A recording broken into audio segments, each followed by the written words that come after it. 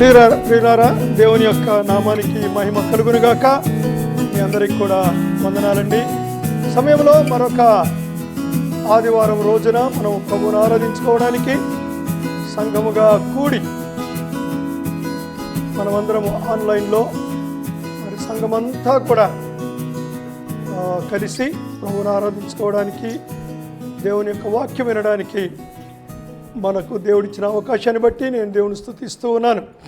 మనము మొదటి రాజుల గ్రంథము 18వ అధ్యాయాన్ని ధ్యానం చేస్తూ ఉన్నాం. ఇక్కడ మనము రెండు విషయాలు పోయిన ఆదివారము మనము చూశాం. మిగిలిన విషయాలను ఈరోజు మనము ఆలోచన చేద్దాం. ఈ 20వ వచనము నుండి చివరి వరకు మొదటి రాజులు 18వ అధ్యాయం. ఈ భాగంలో ఏలియా ఇశ్రాయేలు ప్రజల యొక్క నులివెచ్చని స్థితిని ప్రతిఘటిస్తూ ఉన్నాడు. He was confronting the Luke warmness of the nation of Israel. వాళ్ళ యొక్క ద్వంద్వ మనస్సు, టూ మైండ్స్. యెహోవా దేవునికి ఆరాధన, అలాగే బయలు దేవతకు కూడా ఆరాధన. సో వారిని రెండు మనస్సులు కలిగి ఉండవద్దని, యెహోవా దేవుడైతే యెహోవానే ఆరాధించండి, బయలు దేవుడైతే బయలుని ఆరాధించండి. యెహోవా దేవుడు తన యొక్క ఆరాధనను మరొకరితో పంచుకోవడానికి అంగీకరించడు అని ఏలియా వారిని ప్రతిఘటించాడు. ఆ తర్వాత వారిని ప్రతిష్ఠించాడు. సో ఇవి రెండు కూడా మనము పోయిన ఆదివారము మనము చూశాం. సో ఇప్పుడు మళ్ళొక్కసారి నేను మీకు అవుట్లైన్ చెప్తాను, మీకు జ్ఞాపకం పెట్టుకోవడానికి. 20వ వచనం నుండి 29వ వచనం వరకు ప్రతిఘటన, 30 నుంచి 35 వరకు ప్రతిష్టత,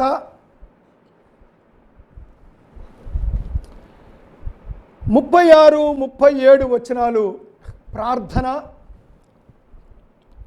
38వ వచనము ప్రదర్శన, దేవుని శక్తి యొక్క ప్రదర్శన, 39వ వచనము ప్రతిస్పందన, ఇశ్రాయేలు ప్రజల యొక్క ప్రతిస్పందన, 40వ వచనము పర్యవసానం, దేవుని యొక్క శక్తి ప్రదర్శనకు పర్యవసానం ఏమిటి 40వ వచనంలో మనము చూస్తున్నాం.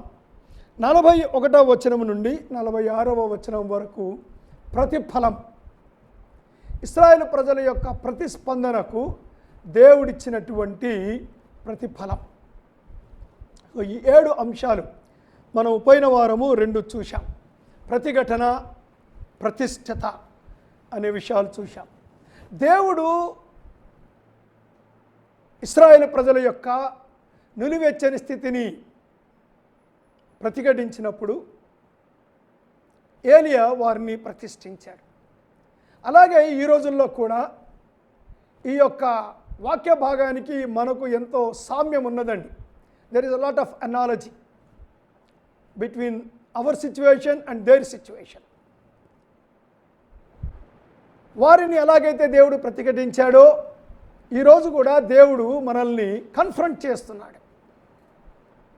మన నులివెచ్చని స్థితిలో నుంచి క్రైస్తవ సమాజము విడుదల పొందాలి అన్నది దేవుని యొక్క సంకల్పంగా మనము దేవుని యొక్క వాక్యంలో చూస్తూ ఉన్నాం. ఆ తర్వాత ప్రతిష్ఠిత కోరుతూ ఉన్నాడు. దేవుడు మనల్ని ప్రతిష్ఠించుకోమని కోరుకుంటూ ఉన్నాడు. మనము ప్రతిష్ఠించుకోవాలి. సంపూర్ణమైనటువంటి ప్రతిష్ఠత దేవుడు కోరుతూ ఉన్నాడు. ఒక వ్యక్తిగా మనం ప్రతిష్ఠించుకోవాలి, కుటుంబమంతా ప్రతిష్ఠించుకోవాలి, సంఘమంతా ప్రతిష్ఠించుకోవాలని దేవుడు కోరుతూ ఉన్నాడు. ఇప్పుడు 3వ విషయానికి వస్తూ ఉన్నాను, అది ప్రార్థన. 36, 37 వచనాలు చదువుతూ ఉన్నాను. అస్తమయ నైవేద్యము అర్పించు సమయమున, అంటే ఇంచుమించుగా 3 o'clock 3 to 4 in between. అస్తమయ నైవేద్యము అర్పించు సమయమున ప్రవక్తయకు ఏలియా దగ్గరకు వచ్చి ఇలాగు ప్రార్థన చేశాను. యెహోవా, అబ్రహాము, ఇస్సాకు, ఇశ్రాయేలుల దేవా, ఇశ్రాయేలీయుల మధ్య నీవు దేవుడవై ఉన్నావనియు నేను నీ సేవకుడనై ఉన్నాననియు ఈ కార్యములనియు నీ సెలవు చేతే చేసితననియు ఈ దినమున కనపరచుము. యెహోవా, నా ప్రార్థన ఆలకించుము. యెహోవావైన నీవే దేవుడవై ఉన్నావనియు నీవి వారి హృదయములను నీ తట్టుకు తిరగజేయుదవనియు ఈ జనులకు తెలియనట్లుగా నా ప్రార్థన అంగీకరించుము. ఇది ఏలియా చేసినటువంటి ప్రార్థన. ప్రియులారా, ఇది ఒక ప్రత్యేకమైన ప్రార్థనగా మనకు కనపడుతూ ఉంది. ఇక్కడ రాయబడిన మాట మనం గమనిస్తే, అస్తమయ నైవేద్యము అర్పించు సమయమున. నైవేద్యం అంటే ఇక్కడ మనం గ్రహించవలసింది ఏమిటంటే, నైవేద్యం అనేది దహన బలితో పాటు అర్పిస్తారు. ఊరికేనే నైవేద్యం అర్పించరండి. బహుశా నైవేద్యం అనే మాట ప్రపంచంలో అన్ని దేశాల వారి కంటే ఎక్కువగా బాగా భారతీయులమైన మనకు బాగా అర్థమవుతుంది నైవేద్యం అనేటువంటి మాట. నైవేద్యము అంటే దేవునికి ప్రతిష్ఠించుకోవడం. నైవేద్యం అంటే దేవునికి సమర్పించుకోవడం. నైవేద్యము అంటే పాత నిబంధన గ్రంథములో ఈ నైవేద్యం అనేది దహన బలితో పాటు కలిపి అర్పిస్తారు. నైవేద్యముగా అర్పించడానికి అవకాశము లేదు. నైవేద్యం అనేది దహన బలితో అర్పించబడుతుంది. సో ఇక్కడ అస్తమయ నైవేద్య సమయమున, సో అస్తమయ కాలములో అంటే 3 గంటలకు దహన బలి అర్పించినప్పుడు దానితో పాటు ఇశ్రాయేలు ప్రజలు నైవేద్యం అర్పిస్తారు. సో ఇక్కడ మనకు అప్లికేషన్ ఏమిటి అంటే, మధ్యాహ్నం 3 గంటలకు యేసుప్రభు వారు అర్పించబడ్డారు. దహన బలిగా పస్కా పశువు వధించబడి దహన బలిగా దేవునికి అర్పించినప్పుడు మనము నైవేద్యం అర్పిస్తూ ఉన్నాం. మన యొక్క ప్రతిష్ఠిత మనము దేవునికి సమర్పించుకోవడం అన్నది it clubs with the sacrifice of Christ. Without the sacrifice of Christ, యేసు ప్రభు యొక్క బలి అర్పణ లేకుండగా మన నైవేద్యము జరగదండి. మనము దేవునికి అర్పించుకోవడం, మన అర్పణ దహన బలితో కలిసి వస్తుంది. ప్రియులారా, ఇందాక మనము విజయ్ చెప్పిన వర్తమానంలో కూడా ఈ అర్పణ అనేది చాలా జాగ్రత్తగా కనపడుతూ ఉంది. మనం అర్పించుకోవాలి ప్రభువుకు సంపూర్ణమైన అర్పణ. యేసు ప్రభు యొక్క బలియాగము మీద ఆధారపడి, యేసు ప్రభు వారు చేసిన బలియాగము మీద ఆనుకొని ప్రియులారా మనం దేవునికి అర్పించుకుంటాం. మనము యేసు ప్రభు బలితో సంబంధం లేకుండా నేను దేవునికి అర్పించుకోగలను, నా నీతి క్రియలు నన్ను దేవునికి అర్పిస్తాయి, నేను మంచిగా జీవిస్తున్నాను గనక, ఇంత చక్కగా ఇంత నీతిగా బ్రతుకుతున్నాను గనక నేను దేవునికి అర్పించుకుంటాను అంటే అది అర్పణ అవ్వదండి, అవ్వదు. అది ప్రతిష్ఠిత అవ్వదు. We need to depend every moment of our life on the death and resurrection of Christ. Without that, యేసు ప్రభు యొక్క బలి అర్పణ లేకుండా, ఆయన మరణ పునరుద్ధానాలకు వేరుగా సమర్పణ అనేది కనపడదు. ఇది ముందుగా మనము గ్రహించాలి. మన స్వనీతిని పక్కకు పెట్టి, ఎందుకంటే ఇశ్రాయేలు ప్రజల యొక్క నులివెచ్చనితనానికి కారణం ఏంటో తెలుసా? స్వనీతి. మేము బలి అర్పిస్తున్నామే, మేము ప్రార్థన చేస్తున్నామే, మేము రోజుకు 3 సార్లు ప్రార్థన చేస్తున్నామే, దశంభాగం ఇస్తున్నామే, కనుక ఈ పక్కన బయలు దేవతకు కొంత కూడా చేస్తే తప్పేంటి, ఇది పూర్తిగా చేస్తున్నాం కదా అని వాళ్ళ యొక్క భావన. Self righteousness leads to lukewarmness. స్వనీతి నులివెచ్చని స్థితిలోనికి నడిపిస్తుందండి. ప్రియులారా, మనం నిలువెచ్చని స్థితిలో నుంచి బయటపడాలి అంటే ముందు స్వనీతిలో నుంచి బయటపడి యేసుప్రభు యొక్క బలియాగం మీద ఆధారపడ్డము మనము సంఘము నేర్చుకోవాలి, విశ్వాసి నేర్చుకోవాలి. తర్వాత అర్పించే సమయం మన ప్రవక్త ఏలియా దగ్గరకు వచ్చి, see that proximity, come closer to God, come closer. ఎంత క్లోజో తెలుసండి. మగ్దలేన మరియా పునరుద్ధానమైన రోజున యేసుప్రభు వారు అక్కడికి వచ్చి తోటమాలితో ఏమంటుందో తెలుసా? నా ప్రభువును ఎవరో ఎత్తుకొని పోయారు, ఆయన ఎక్కడున్నాడో చెప్తే నేను ఆయనను ఎత్తుకొని పోదును. ఈజ్ ఇట్ పాసిబుల్ అండి? యేసు ప్రభువును మగ్దలేన మరియ అంటుంది, నేను ఎత్తుకొని తీసుకెళ్తాను. ఆమె యేసు ప్రభు తిరిగి లేచాడు అన్న విషయం ఏమి అర్థం చేసుకోవటం లేదు, కానీ ఆమె అనుకుంటుంది ఆయన చుట్టేసి ఎక్కడో పెట్టేశారు, ఎవరో తీసుకెళ్ళిపోయి నేను ఆ ప్రభువుని ఎత్తుకొని పోతాను. Such proximity, such proximity. మరొక మరియా ప్రభు పాదాల దగ్గర కూర్చొని ఉన్నది.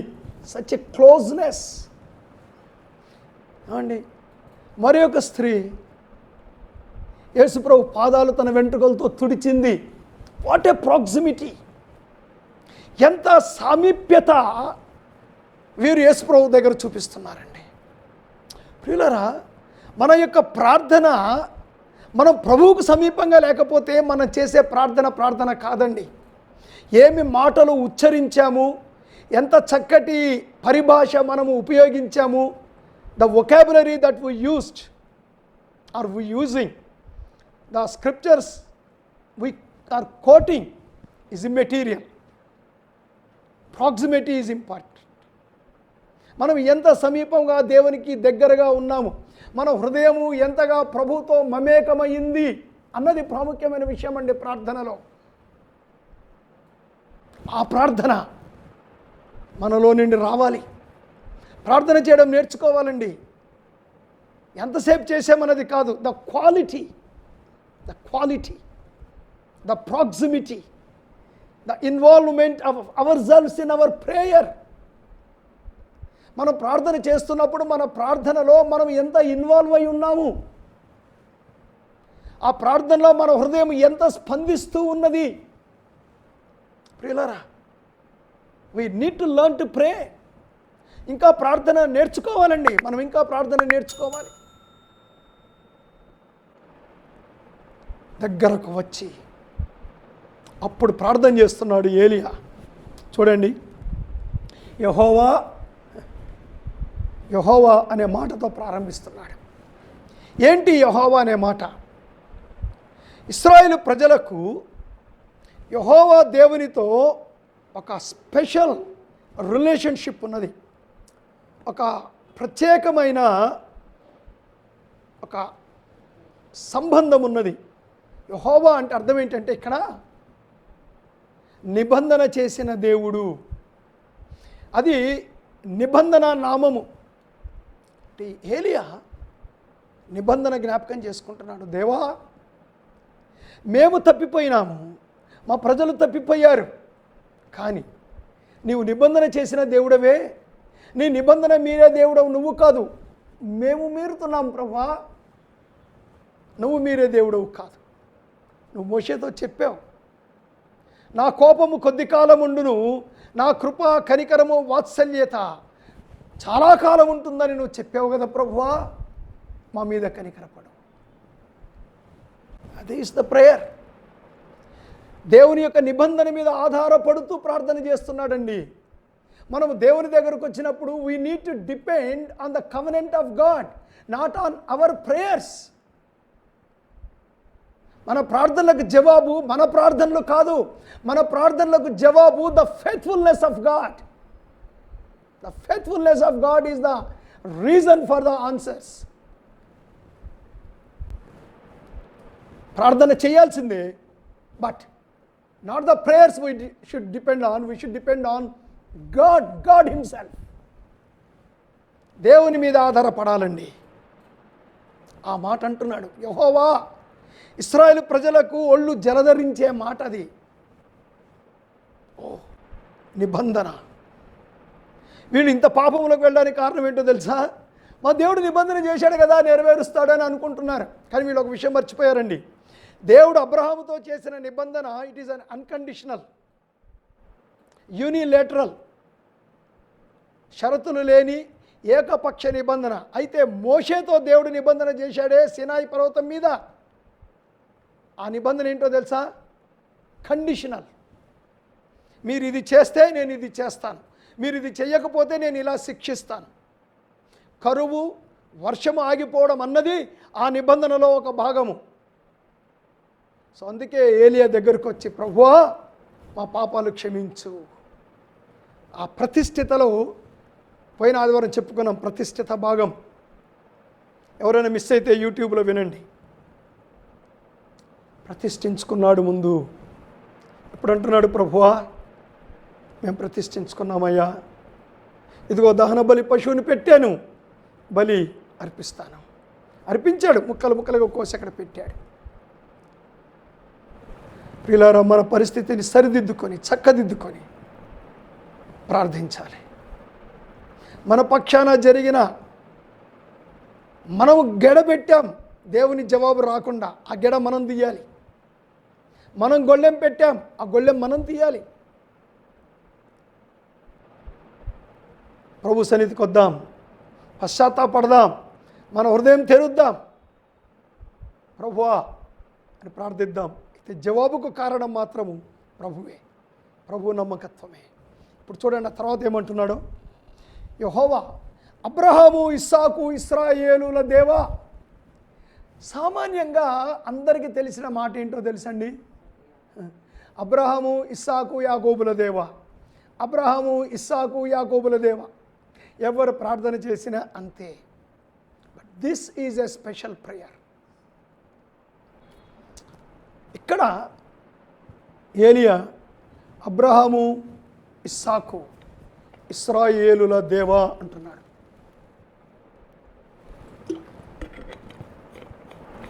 What is this word? ఏంటి ప్రత్యేకత? ఎందుకు ఆ మాట is employing that word here? అబ్రహాము, ఇస్సాకు. ఇప్పుడు ఇక్కడ ఇశ్రాయేలు దేవా. ఏంటి ఇశ్రాయేలు దేవా? చూడండి ఇక్కడ అబ్రహాము, ఇశ్రాయేలుల దేవా. ఇశ్రాయేలీయుల దేవా కాదండి, ఇశ్రాయేలు దేవా. యాకోబుకు దేవుడు పేరు మార్చాడు. యాకోబు అన్న మాటకు అర్థము సప్లాంటర్, మోసగాడు. నిజానికి మోసగాడు అన్నదానికన్నా ఇంకెక్కువ అర్థం ఉందండి. ఏంటంటే ఆ సప్లాంటర్ అంటే ఇక్కడ మోసగాడు అంటే స్కీమర్. అంటే ఇప్పుడు మోసం అనేది ఏంటంటే అప్పటికప్పుడు అవకాశం దొరికితే మోసం చేసేయడం. యాకోబు అలా కాదండి, 3 ఏళ్ల తర్వాత దగ్గర నుంచి ప్రణాళిక వేసుకొస్తాడనమాట. అది ఏశావు దగ్గర ఎప్పుడు కొట్టేద్దామా జ్యేష్ఠత్వం ప్లాన్ వేశాడు. You will find so many schemes in the life of Jacob. ఇప్పుడు యాకోబు దేవుడు ముఖాముఖి అయ్యారు. నేను ఆ భాగం దగ్గరికి రావాలి, యాకోబు దగ్గరికి రావాలండి. చూడండి ఆది కాండము 32వ అధ్యాయం. ఆది కాండం 32వ అధ్యాయం. ఇక్కడ యాకోబు ఒక్కడు మిగిలిపోయాను. ఒక నరుడు తెల్లవారు వరకు అతనితో పెనుగులాడెను. తాను అతనిని గెలవకుండుట చూచి తొడ గూటి మీద అతనిని కొట్టెను. గమనించండి, యాకోబు కాదు దేవునితో పెనుగులాడింది, దేవుడే యాకోబుతో పెనుగులాడుతున్నాడు. యేసు ప్రభువే యాకోబుతో పెనుగులాడుతూ ఉన్నాడండి. విన్నారా? This shows the love of God. మనము దేవునితో పెనుగులాడడం కాదు, దేవుడు మనతో పెనుగులాడుతున్నాడు. ఎందుకో తెలుసా? యాకోబు, నీ మోసం విడిచిపెట్టు, నువ్వు మార్చబడు, అది దేవుడు పెనుగులాడుతూ ఉన్నాడండి. What a love! ఒక నరుడు పెనుగులాడెను అంటే గాడ్, దేవుడు, he wanted to interfere in the life of Jacob and Jacob was resisting the interference of God. దేవుడు మన జీవితంలోనికి ప్రవేశించాలని, దేవుడు మన జీవితం మీద అధికారం కలిగి ఉండాలని ఆయన పెనుగులాడుతుంటే వీఆర్ రెసిస్టింగ్. మనము దేవుణ్ణి ఆపే ప్రయత్నం చేస్తున్నాం. Because God has a bigger plan. Messiah రావాలి యాకోబు కడుపులో నుంచి, అందుకని కొట్టాడు. ఇక్కడ చూడండి, ఆ తర్వాత నీ పేరు యాకోబు కాదు ఇశ్రాయేలు అని చెప్పాను. 31వ వచనం, 32. అందుచేత ఆయన యాకోబు తొడగూటి మీద 31, అతడు పెనుయేలు నుండి సాగిపోయినప్పుడు సూర్యోదయమాయను, అప్పుడు అతడు తొడకుంటుచూ నడిచాను. యాకోబు లైఫ్ అంతా కుంటాడండి. యాకోబు లైఫ్ అంతా కుంటాడు. ఏమిటి కుంటడం అంటే? ఇక్కడ ఆ కుంటడం అన్నది దేవుడు కొట్టాడు అన్నదానికి నిదర్శనం. యాకోబు ఇశ్రాయేలుగా మారాడు అనడానికి నిదర్శనం. ప్రియులారా, దేవుడు మనల్ని తాకినప్పుడు, దేవుడు మన జీవితాన్ని బాగు చేసినప్పుడు the proof must be evident in our life. The proof must be evident. రుజువు కనపడాలి. యాకోబును దేవుడు కొట్టాడు, ఆయన జీవితాన్ని సరిదిద్దాడు, ఇశ్రాయేలుగా మార్చాడు అనడానికి యాకోబు జీవితంలో జీవితాంతం ఒక రుజువు కనపడింది, అది కుంటడం. మన జీవితంలో రుజువు కనపడుతుందా? రుజువు కనపడుతూ ఉందా? నేను క్రైస్తవుడు అయ్యానంటున్నావే, బాప్తిజం పొందానంటున్నావే, మారు మనసు పొందానంటున్నావే. What is the proof that is evident in our lifes? ప్రియ సోదరుడా, సోదరి, నీ జీవితంలో రుజువు కనపడుతూ ఉన్నదా? రుజువు కనపడుతూ ఉన్నదా? అదే పాత కోరికలు, అవే పాత ఆలోచనలు, అదే పాత ఆలోచన విధానము, అదే పాత జీవన విధానము, అవే పాత దురాశలు. Where is the change? Where is the change? Is change evident? నీ మట్టుకు నీకే నీ జీవితంలో మార్పుకు రుజువులు కనపడుతూ ఉన్నాయా ప్రియ సోదరుడా, సోదరి? Otherwise you need to come to God. నువ్వు ప్రతిష్ఠించుకోవాల్సిందే. అంతటితో అయిపోలేదండి. ఇప్పుడు 35వ అధ్యాయానికి వద్దాం. 9వ వచనం చదువుతున్నాను.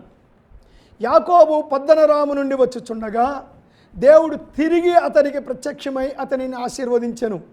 అప్పుడు దేవుడు అతనికి, నీ పేరు యాకోబు, ఇక మీదట నీ పేరు యాకోబు, ఇక మీదట నీ పేరు యాకోబు అనబడదు, నీ పేరు ఇశ్రాయేలు అని చెప్పి అతనికి ఇశ్రాయేలు అని పేరు పెట్టెను. రీడెడికేషన్. ఎందుకంటే మనం వెనక భాగం చదివితే ఈ 33వ అధ్యాయంలో చాలామంది బోధ చేస్తుంటారండి, పెనుయేలు అనుభవం అని అదని ఇదని మాట్లాడతారు. 33వ అధ్యాయం చదివితే అంత మోసమే, మళ్ళీ అంత స్కీమింగే యాకోబు జీవితంలో కనపడుతుంది. ఆ తర్వాత ఎక్కడికి వెళ్ళాడండి? బేతేలుకి వెళ్ళాలి. బేతేలుకి వెళ్ళకుండా బేతేలుకు ఆపోజిట్ డైరెక్షన్లో ప్రయాణం చేసి షెకెము దగ్గరికి వచ్చి అక్కడ బలిపీఠం కట్టి అక్కడ గుడారం వేశాడు. ఏం జరిగింది 34వ అధ్యాయంలో? ఏమండి, ఇది ఒక రకమైన రెడ్ మార్క్ చాప్టర్ అండి. రెడ్ మార్క్ చాప్టర్ 34వ అధ్యాయం యాకోబు జీవితంలో. కుమార్తె పాడైంది, కుమారులు హత్యలు చేశారు, మోసం చేశారు. యాకోబు భయపడ్డాడు. భయపడి ఒక తనంతో కూడిన ప్రార్థన చేస్తాడు. ఇదంతా అయిపోయిన తర్వాత అప్పుడు మళ్ళీ 35వ అధ్యాయంలో దేవుడు చెప్పాడు, యాకోబు లే, బేతేలుకి వెళ్ళికా, చాలు, నువ్వు బేతేలుకి వెళ్ళాలి, షెకెంలో కాదు ఉండాల్సింది, నువ్వు బేతేలుకి వెళ్ళాలి అని చెప్పాడు. అప్పుడు వెళ్తూ ఉన్నప్పుడు దేవుడు మళ్ళీ యాకోబుకు ప్రత్యక్షమై ఇశ్రాయేలు అనే పేరు రీకన్ఫర్మ్ చేశాడు. It was rededicated. మళ్ళీ మనము రీడెడికేషన్లోనికి రావాలండి. రీడెడికేట్ అసలు ఏం జరిగింది, ఏమిటి యాకోబు చేసిన పోరాటం? హోషేయ గ్రంథంలోనికి వెళ్తున్నాను, దయచేసి గమనించండి. హోషేయ గ్రంథము 12వ అధ్యాయం. హోషేయ గ్రంథము 12వ అధ్యాయం 3 నుంచి 6 వచనాలు చదువుతున్నాను. హోషేయ 12, 3 నుంచి 6 వచనాలు. తల్లి గర్భమందు యాకోబు తన సహోదరిని మనిబడి పట్టుకొనెను, మగసిరి గలవాడై అతడు దేవునితో పోరాడెను. ఏంటంటే ఆ పోరాటము? అతడు దూతతో పోరాడి జయమొందెను. ఏంటో? అతడు కన్నీరు విడిచి అతని బతిమాలెను. బేతేలులో ఆయన అతనికి ప్రత్యక్షమాయెను. అక్కడ ఆయన మనతో మాట్లాడెను. యెహోవా అని, సైన్యములకు అధిపతి యెహోవా అని ఆయనకు జ్ఞాపకార్థనామము. కాబట్టి నీవు నీ దేవుని తట్టు తిరగవలెను అని ఇశ్రాయేలు ప్రజలకు హోషేయ హెచ్చరిస్తున్నాడు. ఇశ్రాయేలు ప్రజలకు హెచ్చరిక ఇస్తూ ఉన్నాడు. కనికరము న్యాయము అనుసరించుచు ఎడతెగక నీ దేవుని యందు నమ్మిక ఉంచుము అని హెచ్చరిస్తున్నాడు. దేనికి లింక్ చేశాడు దీన్ని? అతడు కన్నీరు విడిచి అతనిని బతిమాలెను. అదండి పోరాటం అంటే. పోరాటం అంటే ఏంటో తెలుసా? కన్నీరు విడిచి దేవునిని బ్రతిమాలుకొనుట. యాకోబు చేసిన పని కన్నీరు విడిచి దేవునిని బతిమాలుకొన్నాడు. దేవుడు అతనిని you are prince with God అన్నాడు. మనము కన్నీరు విడుచుట మగతనం, కన్నీరు విడుచుట మగసిరి, కన్నీరు విడిచి దేవుని బతిమాలుకొనుట ఇంటి యజమానిగా నీ బాధ్యత. ఇంటి యజమానిగా మగవాడి బాధ్యత. చాలామంది ఆడవాళ్ళు ప్రార్థన చేస్తున్నారు, మగవాళ్ళు చేయట్లేదు. You know that it is primarily the responsibility of the head of the family. పురుషుడు మాట్లాడితే నేను శిరస్సు అంటావే, కళ్ళు ఎక్కడ ఉంటాయా? శిరస్సులో ఉంటాయి. కన్నీరు ఎక్కడి నుంచి కారాలి? మగవాళ్ళ కళ్ళల్లో నుంచి కారాలి, ఆడవాళ్ళ కళ్ళల్లో నుంచి కాదు. మగవాడి కళ్ళల్లో నీరు కారటం లేదు కనుక ఆడవాళ్ళ కళ్ళల్లో నీరు కారుతుంది. Do you understand your responsibility as the head of the family? ఒక ఇంటి యజమానిగా, ఒక పురుషుడిగా, ఒక భర్తగా, ఒక తండ్రిగా నీ బాధ్యత నీకు అర్థమవుతుందా? ఎస్. ఇశ్రాయేలు దేవా, ఇశ్రాయేలు చెప్తున్నాడు, ఇశ్రాయేలులారా మీరు దేవుని ఎదుట కన్నీరు కార్చడం మానేశారు, అందుకే నులివెచ్చని జీవితంలోనికి వెళ్ళిపోయారు. మీరు ఇప్పుడు తిరిగి రండి, మళ్ళీ కనికరాన్ని న్యాయాన్ని ప్రేమించండి, దేవుని యందు విశ్వాసము కలిగి ఉండండి. కనికరం పోయింది, కనికరం పోయింది, న్యాయం పోయింది, విశ్వాసం పోయింది. నిలివెచ్చని స్థితిలోనికి దిగజారిపోయారు. ఆచారాలు ఉన్నాయా? ఉన్నాయి. బలులు ఉన్నాయా? ఉన్నాయి. ప్రార్థనలు ఉన్నాయా? ఉన్నాయి. ఉదయం ప్రార్థన ఉంది, మధ్యాహ్నం ప్రార్థన ఉంది, సాయంత్రం ప్రార్థన ఉంది, అన్నీ ఉన్నాయి. లోకము కూడా ఉంది, లోకము కూడా ఉంది. కాస్త లోకము ఎక్కువే ఉంది భక్తి కన్నా. Now this is the time to repent. Now this is the time to repent. పశ్చాత్తాప పడడానికి, మార్చబడడానికి సమయం ఇది. My dear grace Baptist church, దేవుడు నాకు ఇచ్చిన నా ప్రియ సంఘమా, సంఘములో ఉన్న పురుషులారా, హృదయాలు తెరవండి, హృదయాలు తెరవండి. కన్నీరు విడవడం నేర్చుకోండి. నీ భార్య ప్రార్థన చేస్తుంది అనుకోకు, నీ భార్య పరలోకానికి పోతుంది, నువ్వే అడిగి పోతావయ్యా.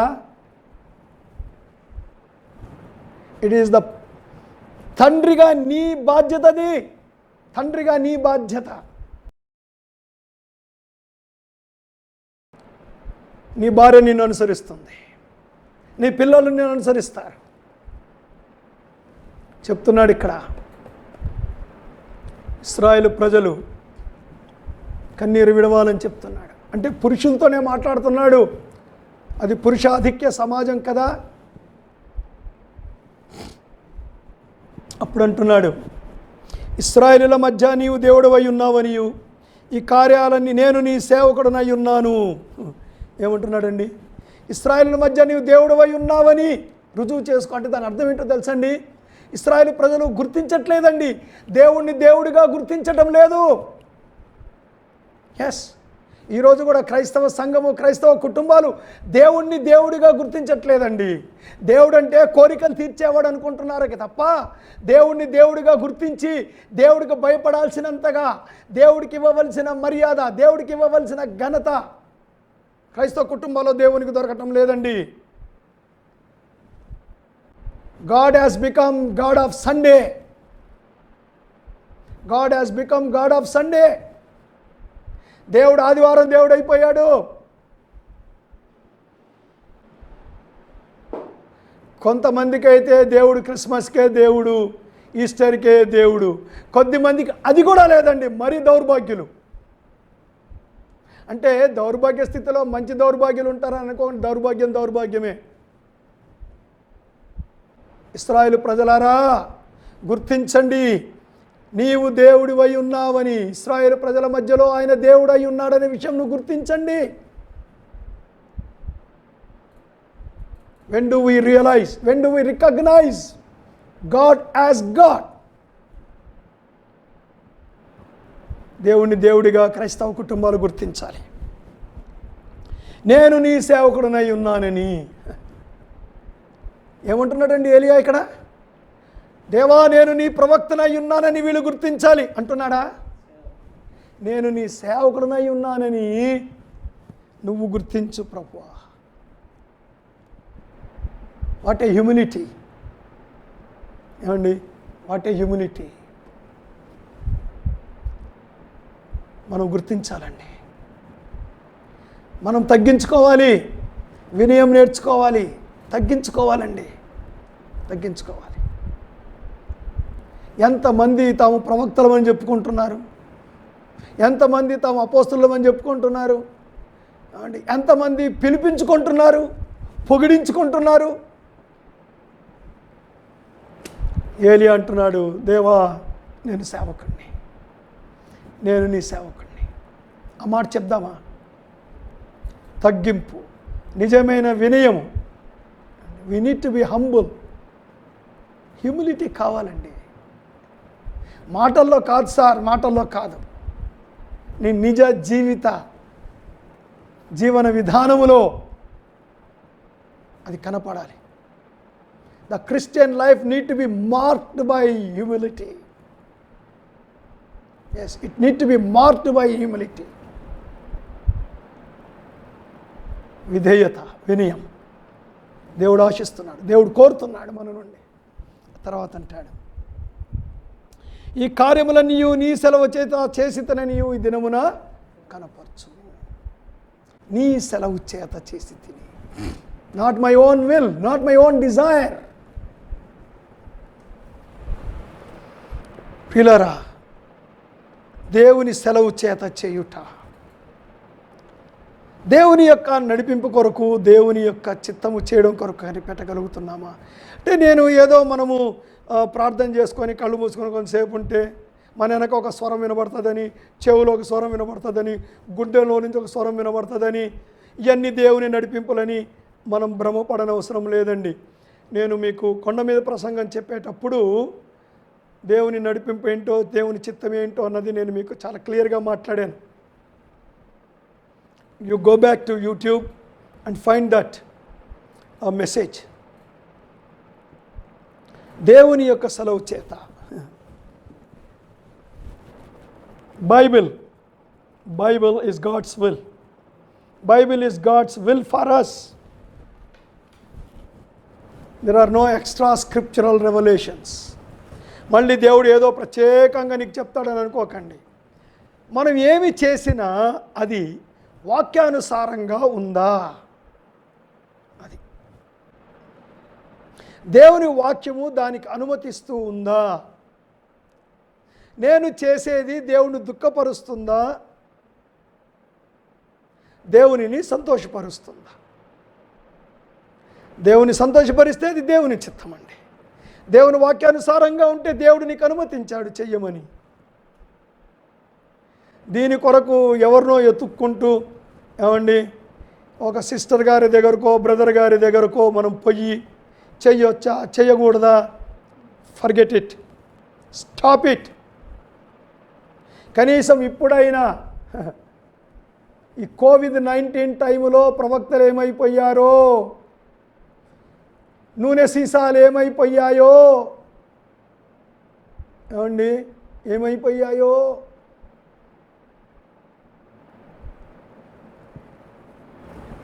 ఇళ్లల్లో లాక్ చేసుకున్నారు, ప్రవక్తలు కూడా ఇళ్లల్లో లాక్ చేసుకున్నారు. బహుశా మోసపోయే ప్రజలు సిద్ధంగా ఉన్నందుకు యూట్యూబుల్లో ప్రతాపం చూపిస్తుండొచ్చేమో. Come to the word of God my dear brother and sister. దేవుని సెలవు ఏమిటో, దేవుని చిత్తం ఏమిటో వాక్యం నేర్కొద్దాం. వాక్యాన్ని దేవుడిచ్చాడండి. నేను హెబ్రీ పత్రిక చెప్తున్నాను మీకు, మొదటి అధ్యాయంలో చూశాం. ఈ దినములో అంతమందు తన కుమారుని ద్వారా మాట్లాడిన దేవుడు పాతకాలములో ఆయా సమయంలో నానా విధములుగా నానా పద్ధతుల్లో ప్రవక్తల ద్వారా మాట్లాడిన దేవుడు ఇప్పుడు తన కుమారుని ద్వారా మాట్లాడుతున్నాడు, అంటే వాక్యం ద్వారా మాట్లాడుతూ ఉన్నాడు. Come back to the word of God.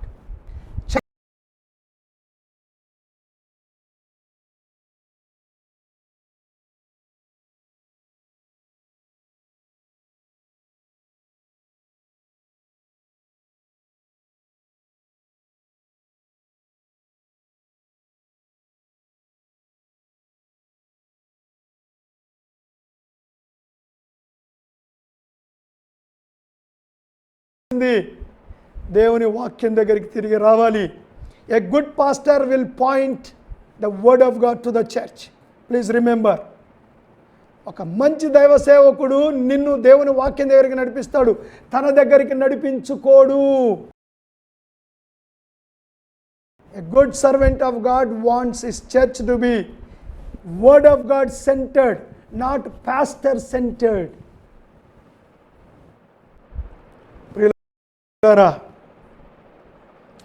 నాకు తెలిసినంత వరకు, నా మనస్సాక్షి నాకు చెప్పినంత వరకు, నేను నా సంఘాన్ని వాక్యము చుట్టూ కడుతున్నాను తప్ప నా చుట్టూ నేను కట్టుకోవటం లేదని నేను అనుకుంటున్నాను. ఎక్కడైనా ఎప్పుడైనా ఒకవేళ నేను సెంట్రల్ పాయింట్గా కనపడాలనుకుని ఉన్నట్లయితే please forgive me. I want my church to be the word of God centred. వాక్యము చుట్టూ పరివేష్టితమైన సంఘముగా ఉండాలని కోరుతున్నాను. ఏలియా భక్తుడు అదే చెప్తూ ఉన్నాడండి, నీ సెలవు చేత. ఆ రోజుల్లో యెహోవా దేవుడు ప్రవక్త, ఇప్పుడు నీవు వాక్యం, నీవు దేవుని వాక్యం యొక్క సంబంధం. యెహోవా నా ప్రార్థన ఆలకించు.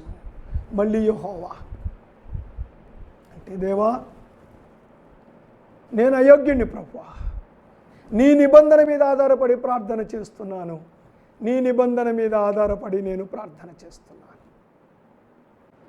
నా మీద దయ చూపించు, నా మీద కనికరపడు, నా మీద కనికరపడు. Totally depending on God's covenant, not on his ability, on his faith or in his prayer or the paraphernalia that is associated with the prayer. ప్రార్థనకు సంబంధించిన హంగులన్నీ పూర్తి చేశాను కనుక దేవుడు నా ప్రార్థన వింటాడు కాదు. దేవా నీ మీదనే ఆధారపడుతున్నానయ్యా, నీ కాళ్ళై పట్టుకుంటున్నాను ప్రభువా. యెహోవా, what a humble prayer, what a humble soul of this Elijah. ఏమండి, దేవుడు ఇలాంటి హంబుల్ సోల్ కొరకు ఎదురు చూస్తూ ఉన్నాడండి. God is looking after the humble souls. దేవుని మీద పూర్తిగా దేవుని మీద ఆధారపడే వారి కొరకే దేవుడు చూస్తున్నాడు. God is sovereign God and he created the entire creation as dependence on God. సాతానుడు చేసిన పాపం ఏంటో తెలుసండి, లూసిఫర్ చేసిన పాపము. He want to be independent of God. ఆదామవ్వలకు కూడా అదే చెప్పాడు, పండు తినండి మీకే మంచి చెడ్డల జ్ఞానం వస్తుంది, మీ జీవితాన్ని మీరే నడిపించుకుందరు. You can be independent of God. No, you cannot be un independent of God. We need to be dependent on God. దేవుని మీదనే ఆధారపడి ఉంటుంది ఈ సృష్టి అంతా. నీవు నేను దేవుని మీదనే ఆధారపడి ఉన్నాం. దేవునికి వేరుగా స్వేచ్ఛగా మనం ఉండలేమండి. ప్రియులారా, యెహోవా నా ప్రార్థన ఆలకించు. అట్టహాసము లేదు, హడావుడి లేదు, పెద్ద పెద్ద మాటలు లేవు. చూశారండి, అరుపులు లేవు, కేకలు లేవు. Very humble prayer.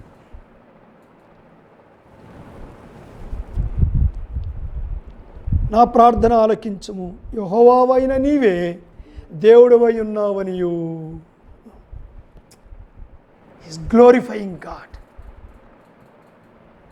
యెహోవా నీవే దేవుడవై ఉన్నావనియు, నీవు వారి హృదయములు నీ తట్టుకు తిరగజేయుదువనియు ఈ జనులకు తెలియనట్లుగా నా ప్రార్థన అంగీకరించుము.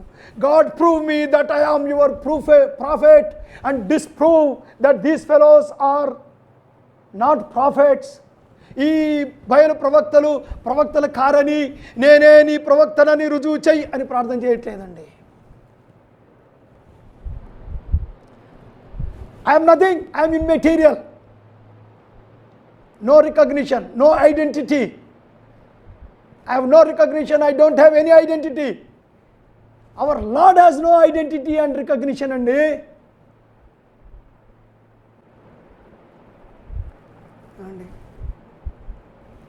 ప్రియులారా, ఇక్కడ అంటున్నాడు, నీవే దేవుడవని, యెహోవావైన నీవే దేవుడవై ఉన్నావని వీరు ఎరగాలి. Let the name of God be glorified. యేసు ప్రభు పేరు ఊరికనే చెప్తారండి. గ్లోరీ ఎవరికి, మహిమ ఎవరికి, ఘనత ఎవరికి? Let God be glorified, let God be glorified. యెహోవా హెచ్చించబడాలి, యేసు ప్రభు గణపరచబడాలి. నువ్వు నేను కాదు. నీ ముఖం నాక ముఖం ఎవడు చూసే అవసరం లేదండి, అవసరం లేదు. నన్ను ఎవరు పిలవనవసరం లేదు. నీ దగ్గరికి నా దగ్గరికి వచ్చి ఎవరు మోకరించాల్సిన అవసరం లేదు. యెహోవా ఆయన మహిమపరచబడాలి, ఆయన గణపరచబడాలి. నీ జీవితం ద్వారా, నా జీవితం ద్వారా, నీ కుటుంబం ద్వారా, మన గ్రేస్ బ్యాప్టిస్ట్ చర్చ్ సంఘము ద్వారా యెహోవా నామము గణపరచబడాలి. మన సంఘములో, నీ కుటుంబంలో, నీ జీవితంలో యెహోవా గణపరచబడాలి. అదండి దేవుడు కోరుతున్నాడు. అప్పుడు దేవుని మహిమను మన జీవితాల్లో మనం చూస్తాం. ఆ తర్వాత అంటాడు, నీవు వారి హృదయములను నీ తట్టుకు తిరగజేయుదువని. దేవా, నేను ఇక్కడ ఉన్నాను, ప్రవక్తను.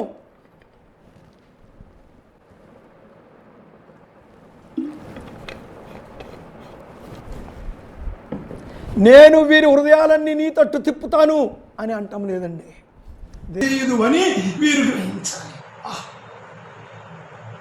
ఏం ప్రార్థన అండి. Who works in our heart. There is no other medium. భక్తులు కాదు మనుషుల హృదయాలను తిప్పేది, దేవుడే తిప్పుతాడు. దేవుడే నీ హృదయాన్ని తిప్పునట్లుగా దేవుని దగ్గర మనుషుల హృదయాలను తిప్పేది దేవుడే తిప్పుతాడు.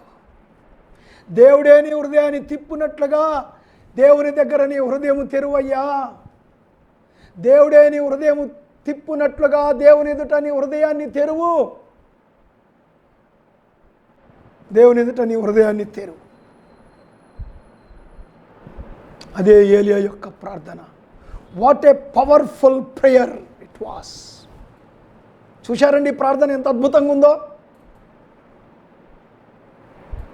ఇలాంటి ప్రార్థన, ఇలాంటి భక్తులను దేవుడు అన్వేషిస్తూ ఉన్నాడండి. నీవు వారి హృదయములను నీ తట్టుకు చేయదవని ఈ జనులకు తెలియనట్లుగా నా ప్రార్థన అంగీకరించుము. ప్రభువా, యాక్సెప్ట్ మై ప్రేయర్. ఎలా ప్రార్థిస్తున్నాడో చూశారండి. నా ప్రార్థన అంగీకరించు ప్రభువా, నీకు మహిమ రావాలి, ప్రజల హృదయాలు నీ తట్టు తిరగాలి. That is all my prayer is. అంతకంటే ఎక్కువ ప్రార్థన అడగట్లేదండి. ఇక్కడుండి దేవా దిగిరా, నీ అగ్ని దించు, కాల్చు, దహించు, చూపించు, ఇలాంటి డైలాగులు ఏవి లేవు సార్. అమ్మా అయ్యా, ఇలాంటి డైలాగులు ఏవి లేవు. రెండే రెండు మాటలు, నీవు దేవుడవని ఈ ప్రజలు గుర్తించాలి, నీవు హెచ్చించబడాలి. రెండవది, వీళ్ళ హృదయాలు నీ తట్టు తిరగాలి. let your hand be, let your power be demonstrated. అలాంటి మాటలు ఏవి లేవండి, అలాంటి మాటలు ఏవి లేవు. హృదయాలు తిప్పబడుట దేవుని యొక్క శక్తి ప్రదర్శనకు నిదర్శనం. అదేనండి నిదర్శనం. The real proof of God's power is the hearts of the people turning towards God from the world. లోకము నుండి దేవుని తట్టుకు ప్రజల హృదయాలు త్రిప్పబడడమే నిజమైన దైవ శక్తి ప్రదర్శన. అది కోరుతున్నాడు ఏలియా. ప్రియ సోదరుడా, ప్రియ సోదరి, మన హృదయాలు తిప్పబడినప్పుడు ఆయన మహిమపరచబడతాడు. నేను ఇక్కడ ముగిస్తున్నానండి, ఈ పాయింట్తో ముగిస్తున్నాను. మిగిలినవి వచ్చే వారం ముగిస్తాను. నేను మిగిలిన పాయింట్స్ అని వచ్చే వారం కవర్ చేస్తాను. ప్రార్థన. పోయిన వారము ప్రతిఘటన, ప్రతిష్టత చూశాం. ఈ వారం ప్రార్థన చూశాం. వచ్చే వారము ప్రదర్శన, ప్రతిస్పందన, పర్యవసానం, ప్రతిఫలం ధ్యానం చేసుకుందాం. ప్రియ సోదరుడా, సోదరి, ప్రభు తట్టు తిరుగుతావా? నీ హృదయాన్ని ప్రభు తట్టు తిప్పుతావా? నీ జీవితాన్ని, నీ కుటుంబ జీవితాన్ని దేవుని ఎదుట పెట్టి దేవునికి అప్పగించి సరి అయిన ప్రార్థన, నిజమైన ప్రార్థన, హృదయంలో నుండి వచ్చే ప్రార్థన దేవుడు ఆశిస్తున్నాడని కోరుతూ ఉన్నాడు. మన ప్రార్థనలు మారాలని ప్రభువు ఆశపడుతూ ఉన్నాడు. ప్రార్థన చేసుకుందాం.